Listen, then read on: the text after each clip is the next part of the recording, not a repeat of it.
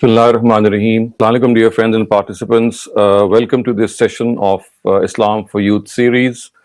We have been discussing the content of Islam, and previously we started off with the topic of morality and ethics in life, and we discussed some of the issues that come up primarily. Thus, for example, we discussed that as far as morality is concerned, the basic judge of what right and wrong are is found within our own selves. We don't need to go to anyone to ask what right and wrong are, because our own conscience, our own intuition tells us what right and wrong are.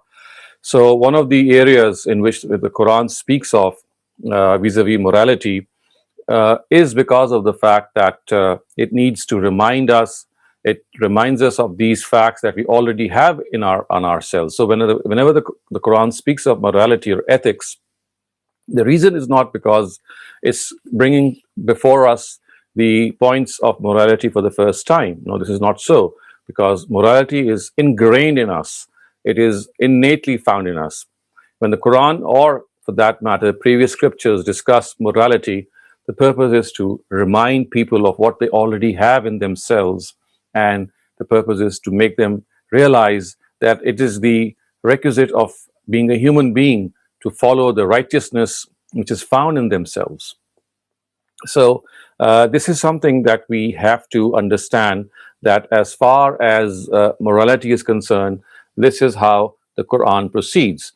Now, as far as the structure of the Quran is concerned, vis-a-vis the areas in which this morality is going to be discussed, there are numerous, in fact, and the precise topic that we're going to discuss today, in fact, relates to a very important moral principle, and that is charity and infaq. So infaq is the Arabic word for charity, which means to spend for the cause of God.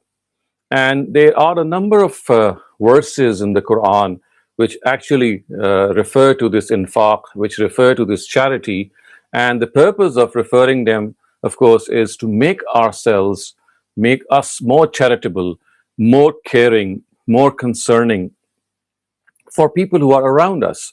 So today, inshallah, we'll go through some of the important verses of the Quran which speak of charity, which urge us towards this all-important noble deed, and which in fact inspire us to be a person who is always on the lookout to find people around him or around her who might be in distress, who might be in need, and therefore we are the ones, or people around them are the ones, in fact, who should be caring about them.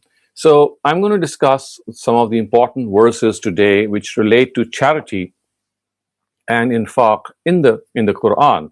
So as far as the first verse is concerned, here it is, and you'll find that this is found in Surah Baqarah, which is of course the surah which starts off with the Quran starts off after Surah Fatiha. It says, Ya ayyuhallazina amanu anfiqu min tayyibati ma kasabtum wa mimma akhrajna lakum min al-ard wa la tayammamu al-khabisa minhu tunfiqun وَلَسْتُمْ بِآخِذِيهِ إِلَّا أَن تُغْمِضُوا فِيهِ وَاعْلَمُوا أَنَّ اللَّهَ غَنِيٌّ حَمِيدٌ. Believers, spend from your pure wealth and from that which we have brought out of the earth for you, and don't even think of spending something worthless in the way of God, which you yourselves will not receive except with closed eyes. And you should know that God does not need such spending from you, and He is glorious.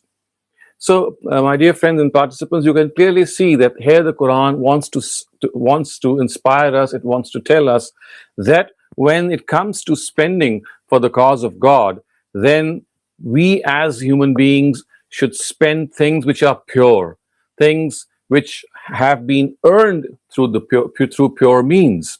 And you can clearly see that in the times of the Prophet, when the nature of spending in the way of God was not only through cash, I mean, in fact, cash was almost negligible.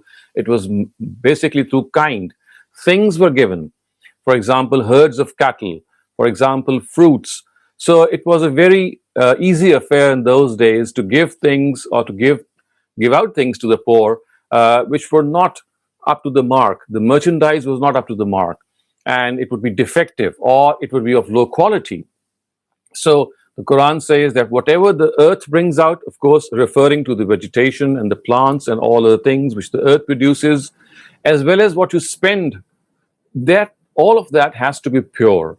It should be earned through pure means. It should be in itself pure, and such is the nature of this pure thing that if you are given that thing which you would not like to have in the first place, then on the same principle, you must not give the same thing to other people. What you don't like for yourself, you should not like for others. And God is self-sufficient and He's glorious, which means that God does not need your spending. Basically, it is we who are going to benefit from our spending. So therefore, if this benefit can only be gained if this spending is done in a way which is pure, which is something which can be really be spent in the cause of God in a way that cannot be in any way termed as corrupted or wicked.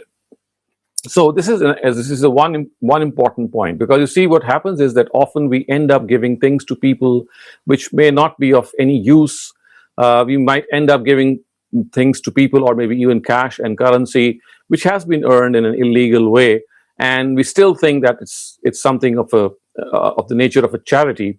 But God says that if you have to give charity, then it has to be pure, it has to be earned in a pure way, and the things that you give should also not be things that you yourself would not like to receive.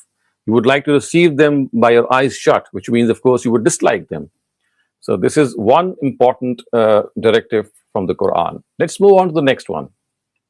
It says, Ya ayyuhallazina amanu la tubtilu sadaqatikum bil manni wal aza.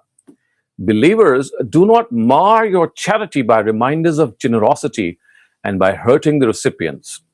So another important thing which the Quran makes here as a point is that when you spend on other people, don't remind them later on of your generosity, because this is what hurts people. It hurts their self-esteem. If you have been generous enough to look after others, then let it be between you and your God. Don't make it a point of expressing your generosity, of expressing your favor that you have done to them. Because you see, when you remind people of what you did for them and remind them in a very condescending way, as if you are a superior person, it really is something which tells bad upon you. And at the same time, it damages the self-esteem of the person, of the recipient. So the second important thing which the Quran tells us is that we must not remind people that we have been generous to them, because this would actually make our charity go in vain.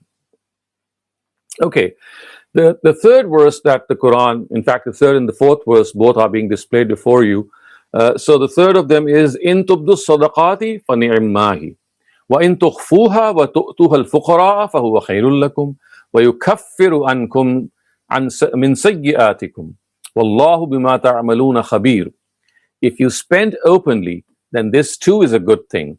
But to give to the poor and to give it secretly is better. Through this, God will wipe out your sins, and God has knowledge of all your deeds. So the third directive which the Quran gives us regarding charity is that, of course, we can spend publicly, openly, which means in the notice of other people, and we can spend secretly by doing things which don't come into the notice of other people.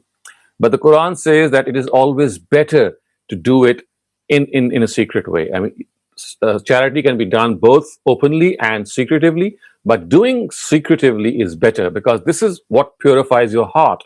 It connects you with God. It makes your intentions very pure. It makes you very sincere that you're doing something purely to help that person and to please God, and not to show off your charity towards other people. And the benefit that we are going to gain out of this, the verse tells us, and that is that God will brush away our sins, which means, of course, those minor sins, not, of course, the major ones, or the sins in which we have inflicted harm on some other person, because for that person has to forgive us first, because God has said that as far as sins are concerned, which purely relate to Him, of course, they can be forgiven by him. But sins which relate to people, for example, if you have been, if you have treated someone unjustly, if you've spoken with someone in very harsh words, then unless you apologize and make amends, and that person as a result forgives you, God says that I'm not going to forgive you. So, as far as these sins are concerned, they of course specifically relate to God Himself, that we do something which displeases God. And this is a reward for spending in charity. Okay, now let's move on to the fourth aspect, or the fourth directive that we have been given in the Quran regarding charity, and this is وَيُؤْثِرُونَ عَلَىٰ أَنفُسِهِمْ وَلَوْ كَانَ بِهِمْ خَصَاصَةٌ. It means those who, in spite of being needy, give preference to the needs of others. Now, this is the pinnacle, this is the highest point of charity. What happens is that we generally spend on other people out of what we have spare, out of what we can spare, which we don't use. Of course, that is something very rewarding as well. But when you are pushed yourself, when you yourself don't have enough for your own self, and some need of a person comes along, and then you give away what you have for your own self, for your needs which are essential, then God says that these are the people who are very, very close and very, very highly regarded by God. So the pinnacle of charity, the highest point of charity, is that you just don't spend from your spare money, but you spend it from your essential money that you need your own selves. And when you find someone who needs that, you gladly give it away to that person. So that is another hallmark or another benchmark which the Quran wants the believers to follow, and it puts before them as the highest form of spending. Okay, now let's move on to the fifth verse and the fifth and the sixth verse regarding what the Quran has to say about charity. So the fifth point is الَّذِينَ يُنْفِقُونَ فِي السَّرَّاءِ وَالضَّرَّاءِ. Those who spend in all circumstances, whether they are in ease or in hardship.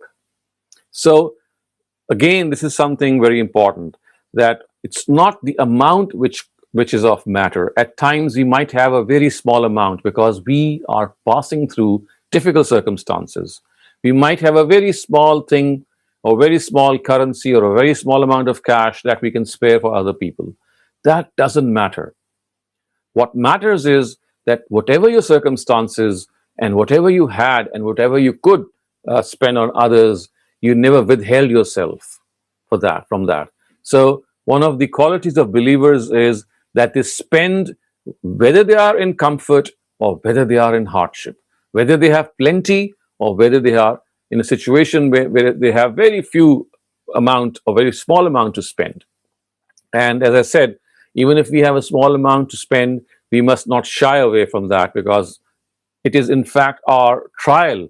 It is God's trial for us that we spend whatever we can. Okay, the sixth directive regarding spending, again, is something very, very worth looking into and following. It says, لَن تَنَالُوا الْبِرَّ حَتَّى تُنْفِقُوا مِمَّا تُحِبُّونَ وَمَا تُنْفِقُوا مِنْ شَيْءٍ فَإِنَّ اللَّهَ بِهِ عَلِيمٌ. You shall never be truly virtuous until you spend in the way of God what you dearly cherish. And whatever you spend will definitely be rewarded for it. You will definitely be rewarded for it because it is known to God. So the point which the Quran is making here is to spend things which we cherish a lot, which we hold dearly. Of course, these things would most probably be in kind. For example, it could be some gadget that we love a lot. It could be some part of clothing, for example, a shoe, a dress, a trouser, anything that we like a lot. It could be a book. It could be anything that we hold dear. It could be a watch, anything that we really like. And God says that every once in a while, if you can spend something that you really love and you would like to keep it to yourself and keep it with yourself, in fact, we sleep at times with our treasured possessions, with that thing lying under our pillow. So God says that if you spend every once in a while the thing that you cherish the most, you love the most for the cause of God, then this is how you will really reach that critical point in which you shall become people who are truly virtuous. And whatever you spend in such circumstances, God fully knows about it. So again, this is something which is of tremendous importance to all of us. Okay, let's now move on to the seventh point, or the seventh verse, in fact, which the Quran tells us. So as far as this verse is concerned, this is verse 215 of Surah Baqarah, which is the second surah. It says, يَسْأَلُونَكَ مَاذَا يُنْفِقُونَ قُلْ مَا أَنْفَقْتُم مِّنْ خَيْرٍ فَلِلْوَالِدَيْنِ وَالْأَقْرَبِينَ وَالْيَتَامَى وَالْمَسَاكِينِ وَابْنِ السَّبِيلِ وَمَا تَفْعَلُوا مِنْ خَيْرٍ فَإِنَّ اللَّهَ بِهِ عَلِيمٌ. They ask you about what they should spend. Of course, references towards the weak Muslims or the weak sectors of the society, as you can see from the context of this surah, of this verse. So they would ask question that what are the heads in which we can spend? So look what the Quran has answered them. It says, whatever you spend is for your parents and kinsfolk and for the orphan and the destitute and the wayfarer of your society. And rest assured, whatever good you do will never go waste, because God is fully aware of it. So spending, as far as the heads of spending are concerned, look at the first head. It says upon your parents. So when you spend on your parents, when you give them a little gift or a present or anything which they like, this is called as infaq or charity by the Quran. Remember, charity is not just for poor people. It is for, of course, for the poor as well, but at the same time for the needy, for the non-needy as well, because in itself, when you spend for people who are related to you or people who are the weak sectors of the society, then this itself is counted as charity by the Almighty. So spending on our parents is also charity. Spending on our near of kin is also charity, because charity, as I said, constitutes your sincerity, your goodwill towards your relatives. So spending on your parents, spending on the kinsfolk, spending on the orphans, spending on the destitute, spending on travelers. Of course, as far as orphans are concerned, the destitute are concerned, the travelers are concerned, we can easily understand because they are the downtrodden. But what we need to understand here is that the Quran has classified that even spending on your father and mother and your relatives is also classified by God as charity. Because basically it's that charitable behavior that God wants us to follow. Okay, now let's move on to what the Quran has to say at other instances. So here is the eighth directive of the Quran regarding charity. It says, لِلْفُقَرَاءِ الَّذِينَ أُحْصِرُوا فِي سَبِيلِ اللَّهِ لَا يَسْتَطِيعُونَ ضَرْبًا فِي الْأَرْضِ يَحْسَبُهُمُ الْجَاهِلُ أَغْنِيَاءَ مِنَ التَّعَفُّفِ تَعْرِفُهُمْ بِسِيمَاهُمْ لَا يَسْأَلُونَ النَّاسَ إِلْحَافًا وَمَا تُنْفِقُوا مِنْ خَيْرٍ فَإِنَّ اللَّهَ بِهِ عَلِيمٌ. This spending is specifically for the poor who are stranded in the cause of God and who are not able to travel in the land to earn their livelihood. The ignorant take them for men of wealth on account of their modest behavior. You can recognize them by their faces. They are not annoyingly hesitant in begging. Help them and be aware that whatever you spend for this objective will necessarily earn reward for you, because it is known to God. So you see, the point which we can understand here from the Quran is that at times people, out of their appearance, their outward appearance, they look to be pretty well off. And unless you have a deeper look, if you take a deeper look in their circumstances, you would think, well, this person is absolutely okay, and he does not seem to be needing anything. But a deeper look will tell you that these are the people who would not like to ask, who have that self-esteem in them that they cannot beg for help. So in other words, people who have this self-esteem that they themselves cannot ask for help or charity, it is the responsibility of the society, of the people around them, to reach out to them, because they are not going to reach out to the society because of the fact that they dislike begging, or they dislike spreading their hands before people simply because it is something which is against their self-esteem. They'd rather sacrifice, they'd rather not eat They rather go empty stomach at night than to ask for their needs. So the Quran tells us that you have to care for such people as well.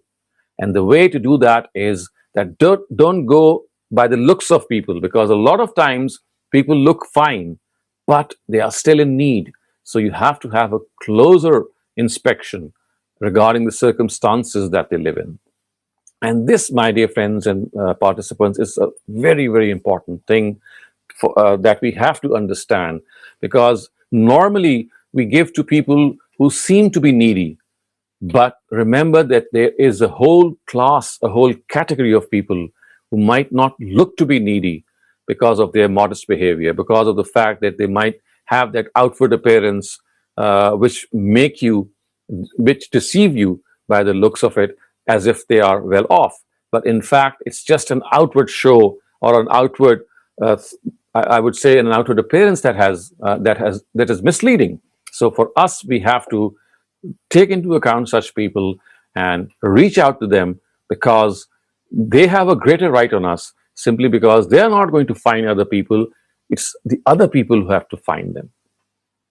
Okay, the ninth point is, and the 10th point, both taken together, is that وَلَا تَجْعَلْ يَدَكَ مَغْلُولَةً إِلَىٰ عُنُقِكَ وَلَا تَبْسُطْهَا كُلَّ الْبَسْطِ فَتَقْعُدَ مَلُومًا مَحْسُورًا.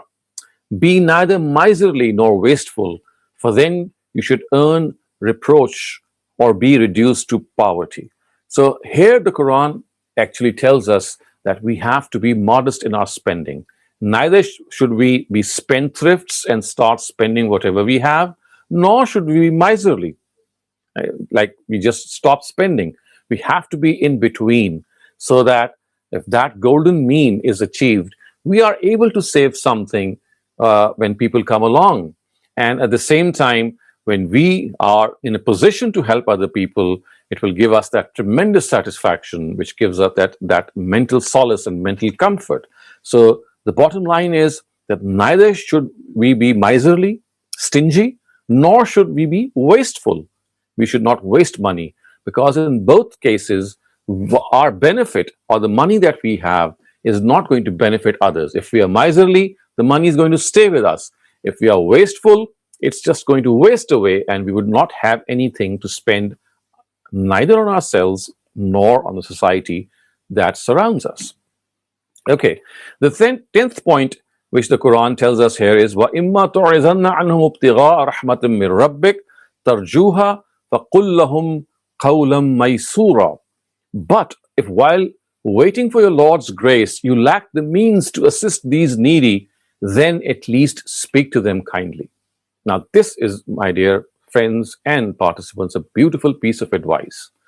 It tells us that it's not always that we are in a position to help people. I mean, there are people who pester us, at times annoyingly. They ask for their needs repeatedly. So look what the Quran says. The Quran says that if you don't have the amount, you don't have the cash, or don't have the necessary amount at your disposal, then at least speak to them kindly and tell them that, well, I am not at the moment in the position to spend it on you or to give it to you. So instead of being put off, instead of getting irritated, instead of scolding the person who is asking for help or money, the best way is to politely refuse, to politely give your own apology that you are not able to do this at the moment. So the point that is being made here is that never scold people, or never be rude to people who ask for help or money, because what you can do if you're not able to help them or in any way, just tell them in very polite words that, well, it's not my day today. I'm not in a position to spend on you today. Maybe inshallah some other time. So we have to be polite. We have to refuse people with a very gracious smile. Okay, and then we have the 11th directive regarding the Quran vis-a-vis infaq. It says, "Ash-shaytanu ya'idukum al-faqra wa ya'murukum bil-fahsha." Satan threatens you with poverty and enjoins lewdness on you. So the background is that Satan says, well, if you start spending on people, you'll become poor. You'll lose all your money. And therefore, he enjoins lewdness on you. He says, okay, you start spending for the cause of lewdness, for the cause of lust, and that's fine. But if you start spending on other people, then that will just take away the money that you have. So it makes you stop from spending on others by presenting this picture before you that, well, if you give away the money to others, then one day you'll be left with nothing. You'll be a penniless pauper. So we must not be lured away with Satan's whisperings, in which he says that infaq or charity is going to end up in our poverty. No, it cannot, because when you spend on other people, God has promised us that it is going to turn back on us. It's going to be returned to us manifold, at times in this world, and if not, then in any case in the next world as well. The 12th and last important directive regarding charity in the Quran is الَّذِينَ يُنْفِقُونَ أَمْوَالَهُمْ بِاللَّيْلِ وَالنَّهَارِ سِرًّا وَعَلَانِيَةً فَلَهُمْ أَجْرُهُمْ عِنْدَ رَبِّهِمْ وَلَا خَوْفٌ عَلَيْهِمْ وَلَا هُمْ يَحْزَنُونَ. Those who spend their wealth in the way of God by day and by night, in private and in public, have their reward with God, and for them there shall be no fear there, nor shall they be sorrowful. So the point that is being made here is that believers are always on the lookout to spend. They are spending by day and by night, and spending of course here means spending in charity. So they're always on the lookout to find areas, to find places, to find charities, to find forums in which they can spend, whether it's the night, whether it's the day, whether it's openly, whether it's secretively. So it's like being always on the lookout to find areas and avenues where we can help other people. So in other words, what the Quran tells us is that instead of waiting for people to come to you for help, start going to people and see if there is an opportunity for you to spend on other people. Don't wait for the opportunity to come to you, create that opportunity. And you'll find that opportunity knocking at your doors if you just open your eyes. So my dear friends and participants, these are some of the very important 12 basic directives. I'm just going to very quickly sum them up so that you can once again have a feel of what the Quran says. So firstly, it says whatever you spend has to be pure and wholesome, and it should not be things which are poor or of second grade quality. Then the second thing is that if you are generous and you spend on others, then don't remind others that you were generous to them, because this is something which is going to damage your own person as well as the self-esteem of the recipient. Then the third thing is that whether you spend openly or privately or secretively, both are possible, both are allowed. But if you spend secretively, it is more productive because it cleanses you from inside. And the fourth thing which the Quran says is that if at times you spend out of your essential money, then this is the highest form of spending, which means that you're sacrificing something for others. You need it and you spend it on others. Okay, then the fifth thing is that you spend in hardship and in ease. So whatever you have, you don't shy away. If you have plenty, you give more. If you have less, you give whatever you can do from that less amount. Okay, the sixth thing is that you give what is the most dearest to you, the most cherishable item that you have. Then that is going to create something of a very strong bond between you and God. And then the seventh thing is that the various heads of spending, they include your parents and your kin and your relatives, because being charitable to your parents, of course, is something which is very important, because as we can see that they were the ones who brought us up, and they are the ones who deserve our charitable behavior the most. And then the eighth thing is that there are people who are stranded in the cause of God, who look okay from their outward appearance, but God says that they are in fact the most needy of all people, because they are not going to ask for their needs. You have to come to them, because out of their self-esteem, they might live in a very, very, in the situation of very deep poverty, in spite of the fact that outwardly they might appear to be reasonably well off. But if you look deeper down, you'll find that they need help. So to reach to such people is our responsibility. And then it says that you must spend in a way which is between the two extremes. Neither you become a spendthrift, and nor you become a person who is stingy. This is what the Almighty wants us to do.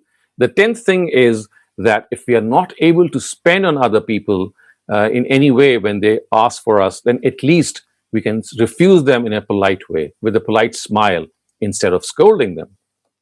And then the 11th thing is that when we spend, one of the weapons of Satan is that he threatens us that if you start spending on people, if you start spending on society, then you'll lose a lot of things and you'll become poor yourself. So don't be inveigled and lured by Satan, because that spending is going to return to you manifold. And the last thing which the Quran tells us in these verses, or the 12th verse, is that believers are always on the lookout. They are always alert, and they, as I said, it's like an attribute which they possess all the time, that is spent by day, by night, openly and secretively. And in this way, they are always on the lookout to spend. They don't make opportunities to come, they don't wait for opportunities to come their way, they create these opportunities. So, my dear participants and friends, this was a summary of the directives of the Quran vis-a-vis charity and infaq. Okay, I'm now going to proceed with the questions. I'll just skip the first question because I have explained it myself, and I'll stick to asking you the second and the third question. And if each one of you could give me a list, or give us a list of the charity organizations that you find in your society, because of course this would mean that you're aware of these charity organizations, and in other words, show how you could remain connected by them or with them by actually contributing. So if I can ask you this question, that could you help me, or could you help all of us in creating and in telling us that what are the charities that you find in the society, so that we can make a list, of grand list, and we can share this list amongst ourselves as well. Okay, can I ask Mariam, could you please proceed by asking our participants? Right, so we'll start off with Musa Haroon. Okay, Musa, go ahead, please. ED Foundation. Okay, ED Foundation is one big foundation for charity. Okay, who's next? Alina Suhail. I put Feeding America. Feeding America, wonderful. Nice. Sayyid Abdullah. Only pure wealth should be shared. Okay, that's the point which is well taken, and of course you're absolutely right. But Abdullah, what we want you to tell us is, do you know of a charity organization wherever you live, where you think that people, or maybe when you grow up, you yourself can contribute? Any charity organization, that is fine. That's fine. Maybe you can get help from others as they are going to tell us about these organizations one by one. Okay, who is next? Mahreen Asad. Sick Kids Foundation. So what's that? It's in Canada. It's in Canada. And what's the name? What exactly is the name? It's called Sick Kids. Sick Kids. Okay. So Sick Kids Foundation. Okay, that is another charity. Thank you for that, Mary. Bassam Abid. Okay, Bassam. The Terry Fox Foundation. The Terry Fox Foundation. Okay, wonderful. Maryam Khan. There's UNICEF. Of course, there is UNICEF. Absolutely correct. And then someone in the chat wrote a bunch. Should I say them out? Well, I think one of them, it would be good, because let's wait how others would respond. Anyone that, maybe the first one. The first one is Cage. Cage. Mm-hmm. So it would be regarding animals, I assume. I'm not sure, but their mic is not working. So like as soon as they tell me, I'll let you know. Okay. Let's ask others one by one. I mean, you just need to concentrate. I'm sure you would be having a lot of charities around you, and anything that comes to your mind. It could be charity organizations working for the sick, for the poor, for the needy, for animals, for plants, for so many other in so many other areas as well. Someone else in the chat wrote Red Cross. Of course. So Red Cross is an organization that has branches all over the world. Very, very nice. And any other? Sayyid Abdullah has another one. Okay, Abdullah, go ahead. The Sanaba Medina Foundation for Charity. Oh, wonderful, wonderful. So you found one. So yeah, that's a charity foundation in Medina. That's great. That's great. Okay. Douglas Marr. I don't know if this counts as a charity organization, but maybe Greenpeace. Greenpeace. And Meher said that Cage is a charity for people involved in war. Who people involved in war. So I'm guessing maybe veterans. Maybe veterans, okay, or maybe who have lost any of their limbs and they need rehabilitation. Okay, so that's good job by all of you. So anyone else who would like to contribute? There's some in chat. There are more in chat. Okay. So Ali Qureshi said World Resources Institute. Sahel said Boys and Girls Club 1. I had one, I think it was something Yemen. I don't remember the exact name. I'll try to find it out. But it was a charity given to the ongoing crisis in Yemen. We have more raised hands. Douglas Marr. I don't have another charity, but I just wanted to sort of give a public service announcement kind of thing. Like sometimes the best way to do charity is just to give to beggars you see on the streets. And I suppose that's kind of obvious, but I think a lot of people get caught up in giving away to charities, not realizing that much of their contribution actually goes to sustaining the charity itself and not actually helping people. Sometimes the best way to give money to those who need it is to just directly give it to those who need it, if you can see them or find them. Of course, that's a very good and a very valid point there, Douglas, because you're very right that at times the charity money goes to sustain the organization, but at the same time, and you can see that they have a budget and there is a transparency in most of these organizations because they display their accounts and you can see where your money is traveling and how it is being channelized. So, I mean, there could be a balance maintained, and of course, if you have some person around you or near you and you could directly help that person, that's also equally good, if not better. But you see, the point that I wanted to make here while discussing these charity organizations is, my dear friends and participants, is that, you see, this is one area that we have to be vigilant about. We must have this feeling of compassion. I'm sure all of you already have it. So being even more sensitive towards your surroundings, you can help people through charities, through personal contacts, to so many other ways. And charity is not just by spending wealth or your money.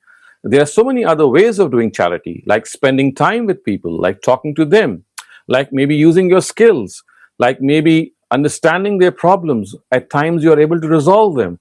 Merely listening to someone at times eases their burden.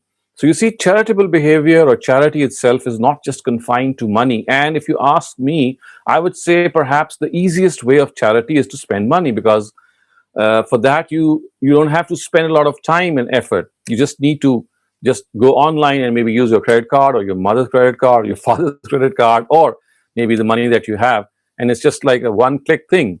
But to be able to spend time with other people, for example, visiting those old homes or visiting hospitals or hospices or the terminally sick patients, or look at the animals that are left abandoned at times, or they are sick and they need attention. And personally, I do think that these animals they need a lot of human care, and there are a lot of agencies and NGOs and charitable organizations who look after these animals. And there is a word here that I'd like to put into on behalf of these organizations, because remember, they are working for animals who cannot speak out for themselves. They just cannot defend themselves. So to be even more caring towards animal charity organizations is something that we must also look into.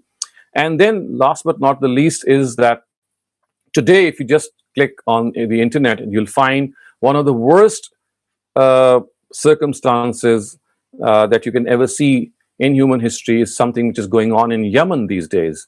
The drought and the famine and the disease and the help that world needs to give to them is something which all of us need to look into. And whatever we can do, and remember, if nothing at all, at least we can pray for them.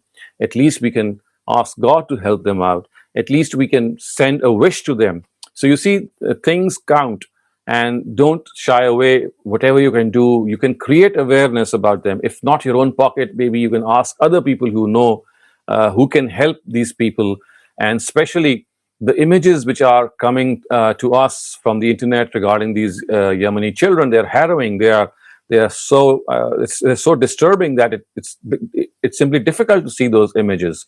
So take out time and be compassionate, and remember that a lot of charity that people do, many a time it does not come to our notice, and the extent of charity that people do is seldom noticeable, because most of the people, they don't give that. They don't pose what they have done. So don't think that if few people are becoming prominent, or few organizations have become prominent, that they are the only ones who are spending. No, this is not the case. A very large chunk of people is spending. The only thing is that it doesn't come into our notice. So charity is something, as I said, through kind, through cash, through your efforts, through your skill, whatever. Because charity basically constitutes a behavior. It's charitable behavior that is needed the most from us.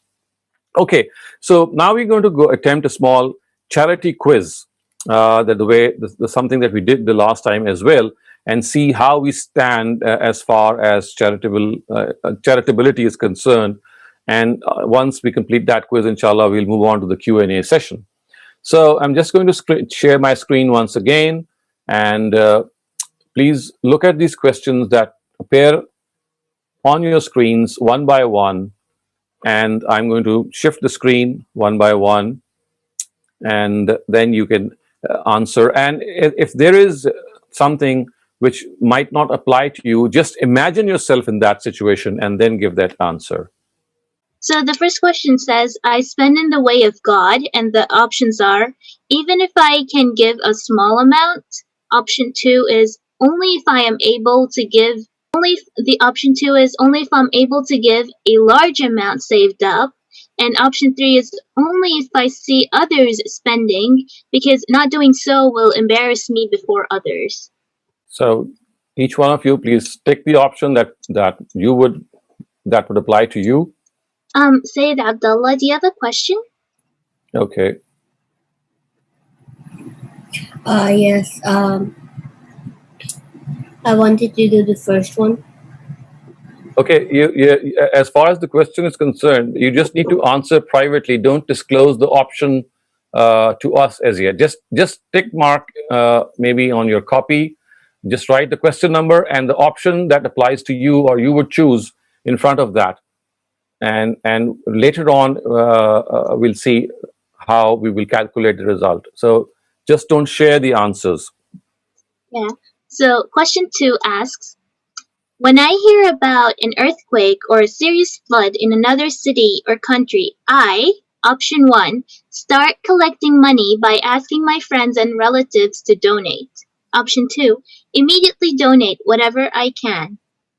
Option 3, seldom bother because it is the responsibility of the government to look after such calamities. Option 4, I feel bad. I'm sorry. There was another one. Option 4, I feel bad for the people in the disaster, but I rarely make a donation. Okay. Next one.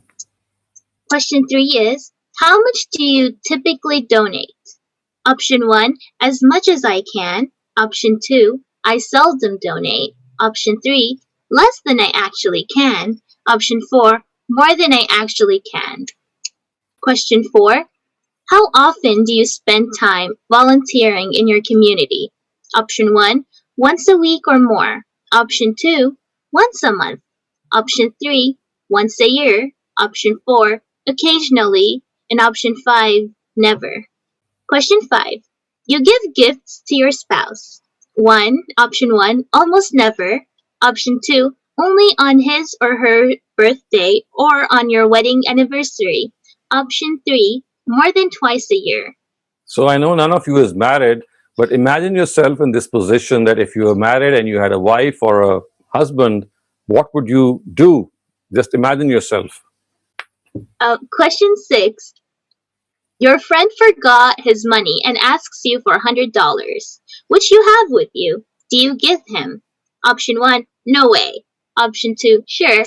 Option 3, if he pays me back. And option 4, I only give him $50 even though I can afford to give him the full amount. Question 7. The city wishes to build an apartment complex for mentally sick people in your neighborhood. What would you do? Option 1. I will write to the town council and voice my opposition. Option 2. I will start a campaign against the idea, complete with signatures. Option 3. Will welcome the decision, but will do nothing practically. Option 4. Campaign in the favor of the proposal. Faizan had a question real quick. Is it related to the questions that we're seeing on the screen? Please go ahead, Faizan. Oh, if it's not related, can you hold on to the question until the Q&A session? Thank you. So question 8 is, your area is facing cold weather. You see a child walking to school every day without a sweater. Which of the following would you do? Option 1, I will grab one of the spare sweaters in my home and give it to the child. Option 2, nothing. The parents of the child should buy him a coat. Option 3, I will feel very sorry for the child, but what can I do? Option 4, I will just look away and try not to think about it. Question 9, you have $50, which you are needed to pay the fees of your child. Tomorrow is the last day for fee submission. You find that your poor neighbor needs $50 for a life-saving injection for the medical treatment of her ailing mother. What will you do?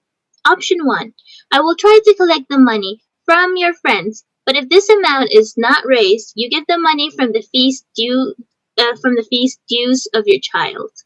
Option 2, I, in spite of knowing the situation, pretend that I don't know that this money is needed. Option 3, I sell a house item to raise the money. Option 4, I curse the relatives of the neighbor for not helping her. And question 10, there is a big earthquake in your country. You have very limited resources and personally can only spare $2 to help. Option 1, you give this amount. Option 2, you don't give anything thinking that what can $2 do for such a big calamity. Option 3, you give this amount and then boast that you have donated $200 for this cause. So any one of you would like to repeat any of the questions that they might have missed? This is the time. So if everyone has gone through the questions, so now I'm going to give you the answers one by one, and then you can total the score. So here goes. Question number 1. So the question number 1, it would be good if we would display the question also right before you as I give you the answers. Okay, question number 1, option number 1 is 10 marks. Those who have clicked option number 1 should give them 10. Option number 2 has 5, and option number 3 has 0. Question number 2, option number 1 has 10 marks, option number 2 has 10 marks, option number 3 has a 0, and option number 4 has 1 mark. Question number 3, option number 1 has 8 marks, option number 2 has 0, option number 3 has 5, and option number 4 has 10 marks. Question number 4, option 1 has 10, option 2 has 7, option 3 has 2, option 4 has 1, and option 5 has a 0. Question number 5, option 1 has 0, option 2 has 5, option 3 has 10 marks. Question number 6, option 1 has 0, option 2 has 10, option 3 has 8, and option 4 has 5 marks. Question number 7, option 1 has 0, option 2 has -5, Option 3 has 6. Option 4 has 10. Question number 8. Option number 1 has 10. Option number 2 has 0. Option number 3 has 3. And option 4 has a 0. Question number 9. Option 1 has 10 marks. Option 2 has 0. Option 3 has 10 again. And option 4 has a 0. The last question. Option 1 has 10 marks. Option 2 has a 0. And option 3 has minus 10. So would any one of you like to repeat any answers? Can you repeat question 6, please? Okay. Question 6. Option 1 is 0. Option 2 is 10. Option 3 is 8. And option 4 is 5. And then question 3. Okay. Question 3. Question number 3, option number 1 is 8, option 2 is 0, option 3 is 5, and option 4 is 10. And then questions 7 and 9. Okay, 7. Option number 1 is 10. Option number 1 is 0. Option number 2 is minus 5. Option number 3 is 6. And option number 4 is 10. And then question 9 and question 2. Okay, question number 9. Option number 1 is 10, option 2 is 0, option number 3 is 10, and option 4 is 0. Okay, you want to question number 2 now? Yeah. Question number 2, option 1 is 10, option 2 is 10, option 3 is 0, and option 4 is 1. Question 4, please. Okay. Question 4 is option number 1 is 10, option 2 is 7, option 3 is 2, option 4 is 1, and option 5 is a 0. Does that complete our score? Yes. Okay. I believe So maybe you can total up, and of course it's not obligatory upon you to share your marks, but those of you who would like to share, I'd like to know who has scored between 90 and 100. Anyone between 90 and 100? Okay, that's fine. Anyone between 80 and 90? So Amar Khan got 85, Ali Quraish got 89, Bassam got 85, Mahreen got 85, Alina got 86. Oh, Sayyid Abdullah, mashallah, got 95. I got 84. Oh, wow. Wonderful. Okay, Oh, so Kaushik got 98. Mashallah. wonderful. That's brilliant, Kaushik. And okay, between 70 and 80. Okay. Oh, Maryam Khan, go ahead. I got 72. Oh, that's brilliant also. So the only point of concern is that if any one of you has got below 60, that would mean that you need to work upon your charitable traits, and inshallah you'll become better than before. Don't think that if things are looking ominous, they will not improve. Yes, they will. If there is a will, there is a way. And it was nice getting your feedback on this quiz, and I do hope inshallah that in our next sessions this feedback from you will help all of us improve our personality traits. So now if there's nothing else to share from anyone else, then we'll move on to the last part, and that is our Q&A session. Douglas wrote that he got 65, and he's pretty sure that he needs to work on his charity, but he hopes that donating blood counts for some points. Absolutely. You see, donating blood is a very, very noble form of charity. You see, you're donating a part of your body.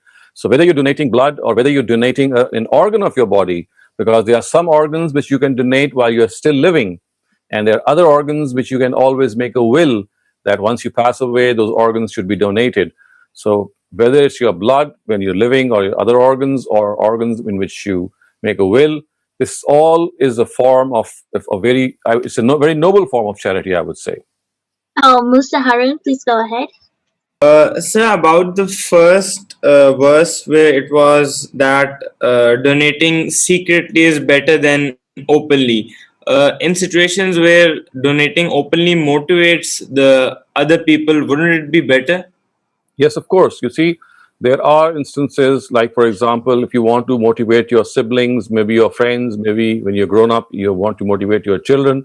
So these are all situations, these are exceptions. So when the Quran says that spending secretly is better, it all means is that when you have an equal opportunity in both, and both have equal weight, both have equal advantages, then maybe you should prefer the one in which you spend secretively, because this is something which is going to really elevate you. Because when no one else knows and only God knows that you have done something, that connection with God strengthens, and that your purity becomes also very high, and the intention that you've done something purely to please God again is there.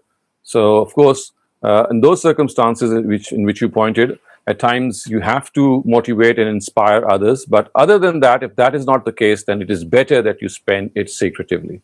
Next question is from Faizan. Assalamualaikum. Sir, my Right. question is about the charity that is obligatory on every Muslim. So, if a Mhm. person has a lot of land, what is the procedure for the charity there? So you see, as far as the land is concerned, if that land is meant for your personal consumption, like for example, you have to build a house for your own self or for personal needs, then that land is exempted.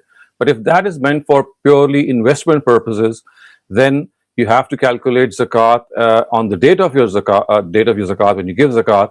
The price of the land, the market value of the land, you can just calculate it from the market, and then 2.5% of the current market value on that day would be the zakat for that land.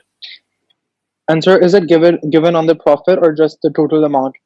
It's given on the total amount. For example, the price, if it would sell off, let's say, for example, on 1 lakh rupees or 10 lakh rupees, the market price, the price actually doesn't constitute the profit. It is the price. If I'm not selling that plot or the land in like 1 year, so do I just keep calculating, and when I sell, I can? Yeah, that is the right thing to do, because once you do sell it, you just calculate it for each year, and then by the time you sell it, you have already calculated the amounts for each of those years. You add those years and then give it in one single installment. Just another question related to this. So, if I receive land from my family and they haven't given charity on that part or the land, do I have to pay for them as well? Like or do I just like start giving zakat when I get it? I think you should do it when you get it. As for the past is concerned, they were responsible, and if they did not do it, they'll be held responsible for that. So your responsibility is when you become the owner of that land. Our next question is from Douglas Marr. I had two questions regarding sort of waste and how that interacts with the verses that you talked about. So there was a verse that mentioned you shouldn't give away something in charity that you yourself wouldn't really value if you received it as charity. But then again, there are these sort of like clothing programs in particular in the United States where you can give away old clothes, and those are used to make like new clothes for people, or just given directly to people who can't afford fresh clothes. And so while I would be giving away clothing which I myself no longer want, if I were to not give that away and not do that charity because the Quran is telling me that I shouldn't give away something that I no longer value, then those clothes would go to waste.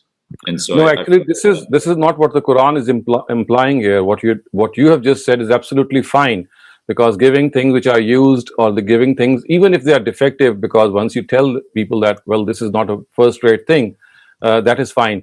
What is meant here is that if you are doing that particular thing, and you're doing it in a manner that you basically could have done something in a way which was much better than that, you could have afforded a better thing, and you end up doing something of a second or a third-rate nature, only that would come to question. Otherwise, if you would like to give things, as you said, which are already used items, used clothes, or used in any form, that is just fine. To be used is something, and to be defective, and that particularly if that defect is hidden from the person that you're giving, so that you deceive that person, or you do it in a way that you could have, given something better, but just for the sake of disposing of your things, you're giving that defective thing to that person. So you see, there's a fine line between that. Otherwise, as far as used up clothes and shoes and all kinds of items are concerned, there are so many organizations who collect these items, and either they recycle them or they just give it in the form that they receive them, and that is just fine. So this verse is not talking about such items. Okay. And so there was another verse that says that charity, or actually, I don't think it was mentioned in the verse, but you clarified that the money or goods that you give away in charity should be acquired honestly. And so that brings to mind another situation in which there could potentially be waste. Supposing you come into the possession of some money or some goods due to impure means, maybe beyond your control or something, like you inherit something and you know that your father got it in a dishonest way, but you would still want to do charity and maybe give that thing away. So, but if you didn't do the charity, it might go to waste. So wouldn't it be better to do the charity even if it was acquired in like it would be much better to still give it away. What is meant here is that when you have pure money to give, and when you have honest money to give, then instead of using that money, you just withhold that money and you give your illegal money in charity, thinking that it's going to earn you reward. So illegal money, you should still give it away because it might not give you reward, but of course it's going to help the person to whom you're giving that thing. So the thing is that God might not reward you for that illegal money, but this doesn't mean that you should stop that money from, or that particular asset from, giving it away to that person, because it's going to help that person and it's going to be ultimately of use to it, to that person. But whether you are rewarded for that or not is something, of course, that'll come into question. So that should not stop you from giving it away. But at the same time, you should not think that it's going to earn you the same reward as pure or legal money would have done in case you have done so. This person in line is Kaushik. Assalamu alaikum, sir. Sir, can I ask a question other than this topic, like the charity and infaq? Well, if we have time at the end, sure you can, but let's see if other people have a question regarding the topic that we're discussing. Okay, fine. So I have a question other than this topic, sir. Okay, then at last I will ask if we have time.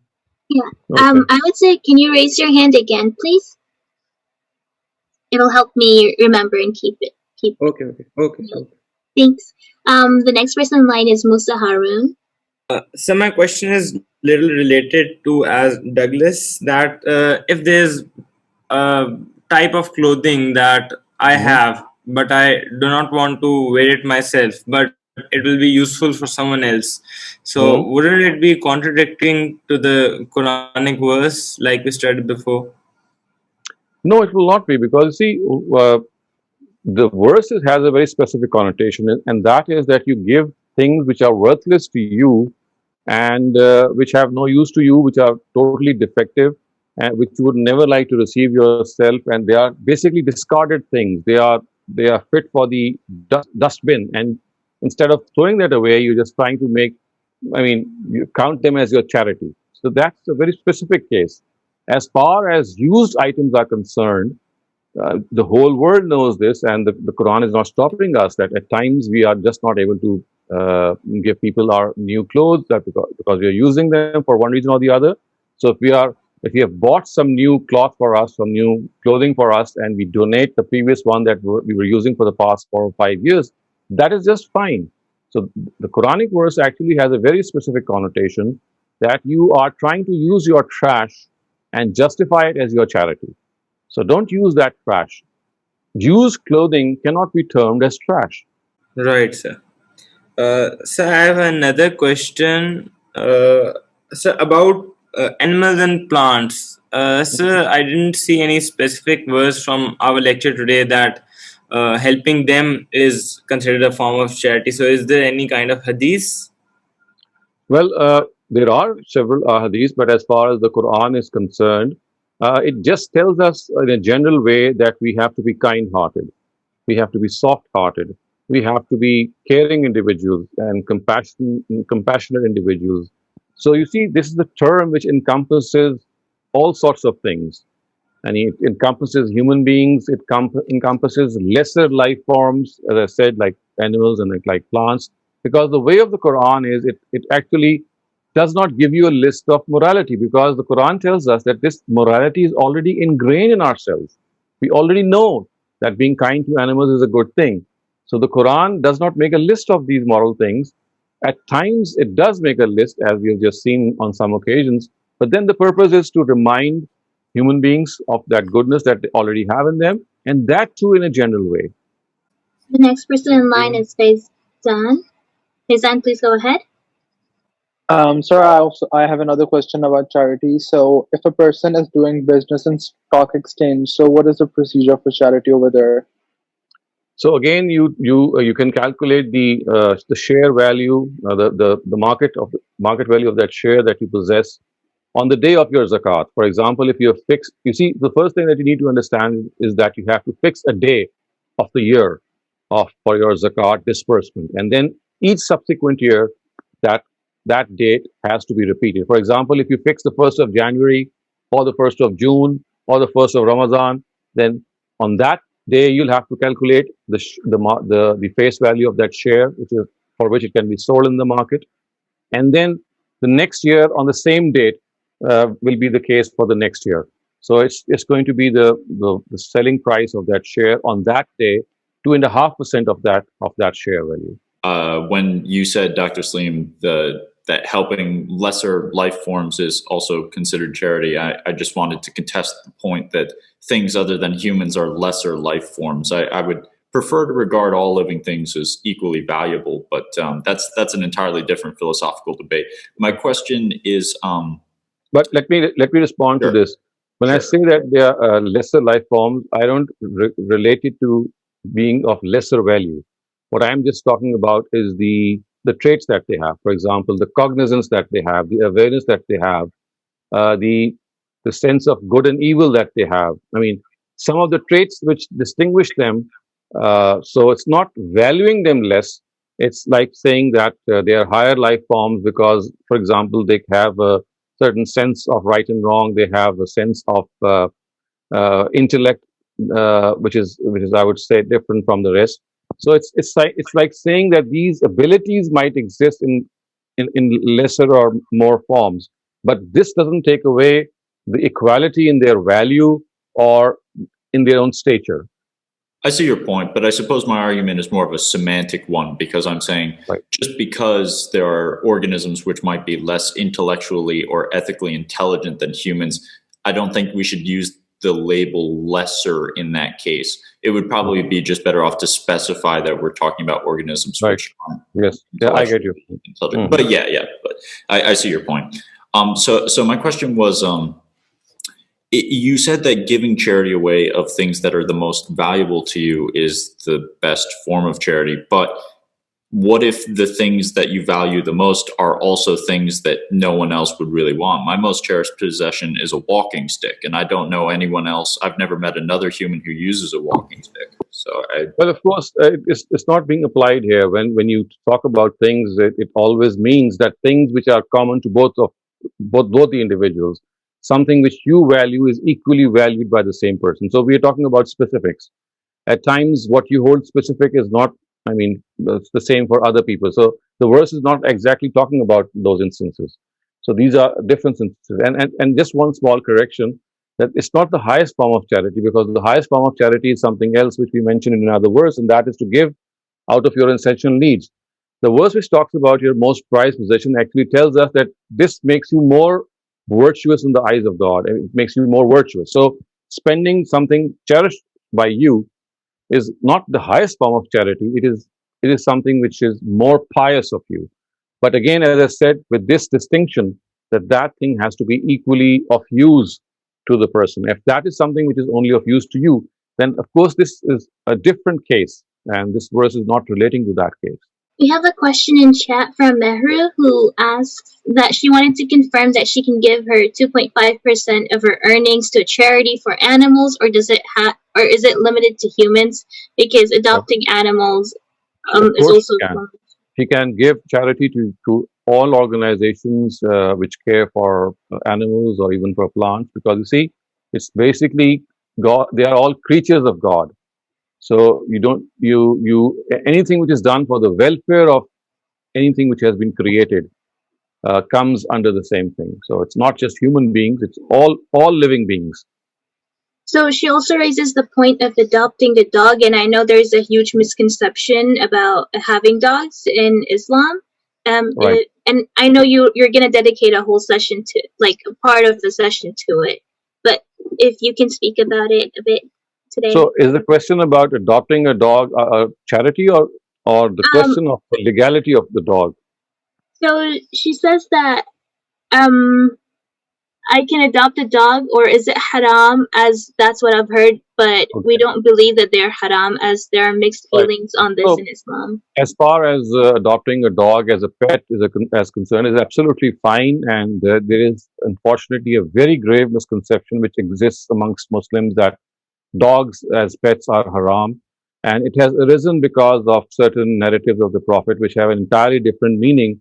And look what the Quran has told us. It says that when the dog, especially if it's a dog of prey, a hunting dog, when you let loose that dog to catch its prey, then the prey which it catches and he actually uh, tears it apart with his teeth is actually considered to be the same as if it had been slaughtered by a knife. And God doesn't say that the saliva of that dog is impure, because the food which is caught by that or the prey which is caught by the dog is regarded as absolutely fine for our consumption. So, as far as dogs are concerned, you can keep a dog. Of course, to train them in a way that if they're living inside the house, they're not dirtying the premises, or not. If they're properly trained for their calls of nature, then it's perfectly okay. And adopting a dog, whether it lives inside the house or outside the house, as a pet, as a guard, as a dog used for hunting, for any purposes, it's absolutely there's absolutely nothing wrong as far as Islam is concerned. And the people who think that it is haram or wrong, I humbly believe that they have been mistaken, and this mistake has arisen because of certain hadith of the Prophet specifically. For example, one of them says when a dog puts his mouth in a utensil, then you clean it very thoroughly, and then after cleaning it thoroughly, you actually clean it with mud as well, as if he is an impure sort of a thing. But if you gather all the narratives, you'll find out that a particular dog who was a rabid dog, a dog which was a sick dog whose sickness could have been contagious and transferred, that was being spoken of in one of the narratives. So it's basically mixing up things that has made Muslims as dog haters, I would say, and that should not be the case. So as far as I'm concerned, personally, I used to have a dog, and he used to live in my room actually. Of course, I did train him for a lot of things, and but as I said, a lot of research on this topic has been done, and as far as that research is concerned, maybe you can read it sometime as well. It's perfectly okay to keep a dog as long as you are properly training it. I think, which is of course doesn't even need to be said, because everyone who keeps a dog trains the dog very well. Otherwise, how can you keep it in your house? Thank you so much for clarifying that. And I guess that was it for all the questions regarding this session, but Kaushik has a question that's not related to this session. So I would say that because we have passed our time, Kaushik, if you could hold it on for the next session, then that would be wonderful, unless it is very urgent. Yeah, sir, no problem, sir. Okay, thank you. So inshallah, we'll see each other next week, next Saturday. Enjoy your life, and be caring, be sympathetic, and start thinking of organizations which are charitable, or start thinking about people who are around you, who you might help through your time, through your skill, and through anything that you have in your house. Until next week, it is bye-bye, Khuda Hafiz from your teacher.